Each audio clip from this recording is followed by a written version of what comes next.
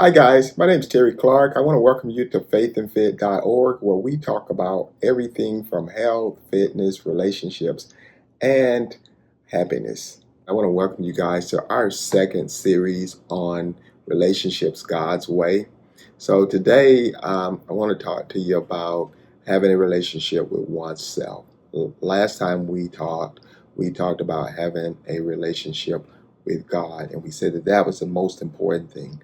The second most important thing in having healthy relationships and having a happy life is having a healthy relationship with oneself. Okay, so before you can get into a relationship with anyone or master relationships with anyone else, and that includes personal, professional relationships, business relationships, financial relationships, any kind of relationship you want to think of, you've got to have a good relationship with yourself. Okay, now what does it mean to have a good relationship with yourself? Well, first thing is you got to know yourself. You got to understand your boundaries and your bandwidth. And that's going to be important because people are going to push you and they're going to want things from you. Okay. And so it's important for you to understand what you can give them because that is where compatibility comes in at. In addition, what you can give them, you also got to know what you want so that you can know if you found the right person for you. An example of that would be, let's say, for instance, if you wanted to borrow money from someone and you wanted to borrow maybe $50,000 at 8, 9, or 10% interest. Well, some people don't loan out that kind of money, and it's important for you to know that up front. Okay, so would you go to your friend, your neighbor? Would you go to a bank? Okay, would you go to your employer? So understanding what a relationship can give you and what you need is very important. All that starts with you. Okay, and it starts with, how healthy you are on the inside. So you want to make sure that you're healthy so that you understand your boundaries, okay, and expectations, and also what's important to you so that you're not out there looking for yourself, while you're out there trying to find somebody else. You can't be lost in two different directions at the same time. Okay, so you want to do some self-reflection and some self-discovery. Okay, and we change over life. So that process may occur multiple times in your life. Okay. The version of who you were as a child is going to be different than the version of who you are as a young adult, which is going to be different than the version of who you are as a middle-aged adult, which is going to be different than the age of who you are as a senior adult. So that changes over time. And as you change, you have to relearn yourself. Okay, which is a big part of your own self-discovery and your own self-journey. Okay. But if you take care of that and do that in a timely manner, you will be able to um, understand yourself better and also connect with other people. If that is a regular process for you. Now, if you abandon it and focus in or get distracted by other things, then what's going to happen is you're not going to know yourself and you're not going to know what's important to you. And you can get to a place to where you're in the middle of your life and now you got a midlife crisis because you don't even know who you are. Okay, and so we want to stay away from that kind of stuff. A big part of understanding yourself is taking time out for meditation and just thinking about what you've done throughout the day or thinking about the things that you've done and ask yourself, why did you do those things? Okay, actually sit down, examine the things that you've done, require that you defend the things that you've done and explain the things that you've done to yourself. Okay, there are times when I went back and looked at things in my life and I was like, God, that was crazy. Why did I even do that? Or I may look at things and say that was a waste of time. That was not a priority for me. That was not one of the things that was important for me. Okay, I probably should have been spending my time on something else.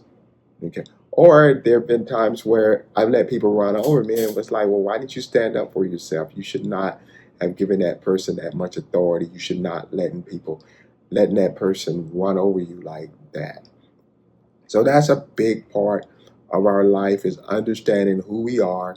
Okay, we have to always be recalibrating, adjusting, thinking about the things we're doing, and we should work on ourselves. Self-improvement is very important.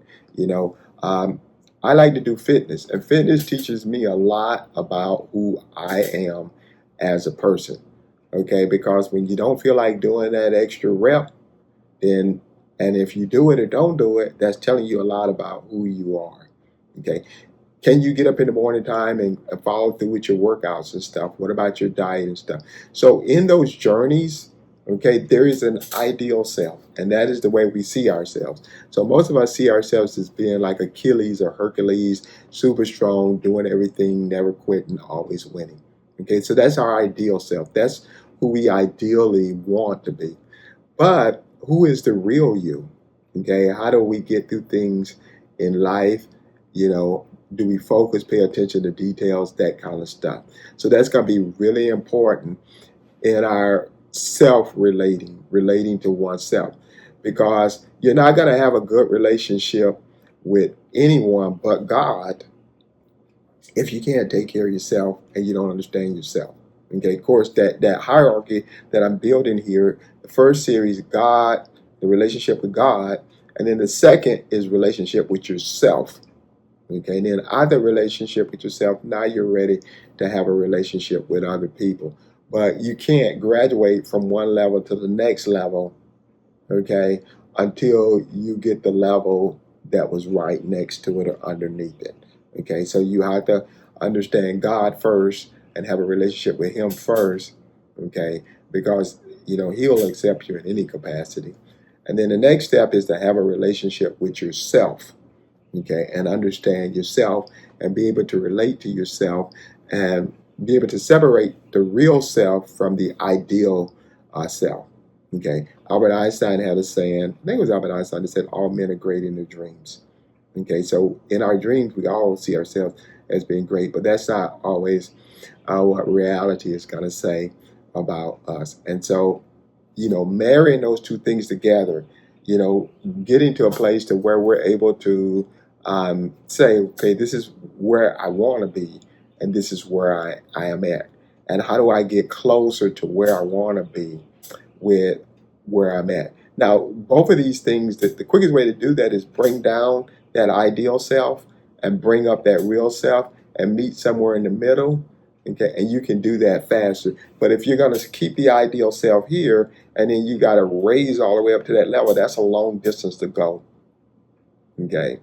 Likewise, you don't want to like lower ideal all the way down to real. And that's what most people do. They'll have an ideal self and then they'll be like, I can't do this diet. I can't work out. I can't be healthy. So let me just lower it down. I'll just stop dieting and won't worry about that. And I'm great just the way I am. I'm doing great things, even though I just quit. Okay. And I brought my ideal self down. I brought, my priorities. I brought down, you know, what's important to me. I brought that stuff down. I lowered, my goal, okay, so that I could reach it. So you don't want to be doing that, okay? You want to bring those two things together. But self-discovery requires time. It requires energy, okay? And so you have to spend time with yourself. Spend time with yourself alone. Okay. A lot of people, they just want to move from one fun, exciting thing to the next fun, exciting thing. But there are times where if you've got a patio, just get yourself some ice water or lemonade or iced tea and sit out on the patio and just think about life. Think about your week. I'll share one thing I do.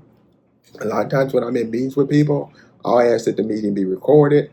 I like to go back and listen to what they said and listen to what I said, because when I'm in the moment, I can be more emotional. Okay. But once I get past the moment, hindsight is always 2020. And so once I get past the moment, I'll go back and I'll look at and listen to that conversation again if it's recorded. Okay. And I'm a math professor, so this is at meetings and things of that nature when I'm talking about this. Of course, in personal life, you don't have that luxury of recording things like that. But that does give me a glimpse into who I am. It also gives me a glimpse into how I respond to how people are treating me, whether it's positive or whether it's negative. The big takeaway for today, okay, before you can have a healthy relationship with any other person, you can always have a healthy relationship with God regardless of where you're at. But before you can have a healthy relationship with another person who's not going to tolerate and put up with a lot of things and may ask more of you than what you can give, okay, you need to have a relationship with yourself so that you know what you expect and want from that other person. And also, you know what your boundaries are. You know things that you're not prepared to give up. And then that way, you don't have to waste their time and you don't have to allow them to waste your time. You can make the most of your interaction with that person and to determine whether you want to relate with them more or not. Because that's what a relationship is. It's simply relating to other people. Okay, and that's going to be a give and take, more like a relay in a race where a baton is being passed that way and then it's being passed that way. Okay, that's the way relationships work. Okay, so there's going to be some give and take. There's going to be a little tug of war going on in relationships. That is natural. That is the only way you can figure out how that relationship is going to relate long term and long run. If you don't like what's going on, get off of the boat. Okay, because inside the word relationship is the word ship. You don't have to be on the boat with somebody that you don't relate to. So if they're asking more from you than you're willing to give, get off the boat. If they don't respect your boundaries, get off the boat. But you can't do any of that if you don't know what your boundaries are. If you don't establish or understand what you want from a relationship, be it personal, professional, career, or whatnot. I'll say this finally, and then we're going to close it out for today. Any relationship will work as long as you've got right boundaries and expectations. Okay, so you may be struggling to be in a relationship intimately with that person, but that relationship with that person may work better if you were just friends. Okay, or if you were just acquaintances, or if you've seen each other just rarely or occasionally. So any relationship can work, okay, once you understand what your expectations and boundaries are, and then you put people in the slots where they're most compatible with you, okay, and so that's going to be something that is important. Asking a person to do something that they're not capable of, okay, is going to be difficult. And so you need to understand what you're going to be asking and what you need from a person. Don't set people up for failure. If at the end of the day they're not capable of giving you, and that's fine. Not everybody's capable of giving you the time, the attention, and energy that you need. But there's somebody out there that is. You need to find that person, but you can't find that person if you don't even know what you want. A lot of times when we talk to people about where they're going or what they want in a relationship, they're clueless. They talk about stuff that everybody wants and they don't realize that they have special needs. Okay, we all have special needs because we all come from different places. If you come from a place where you've been abused, as a child, or abused in a relationship, okay, whether it's been violence or whether it's been cheating, okay, your needs are going to be different than someone who hasn't come from those types of environments. And so you have to be aware of that. Be honest with yourself about who you are and what you expect from a relationship. All right, guys, let's kind of wrap it up for the day.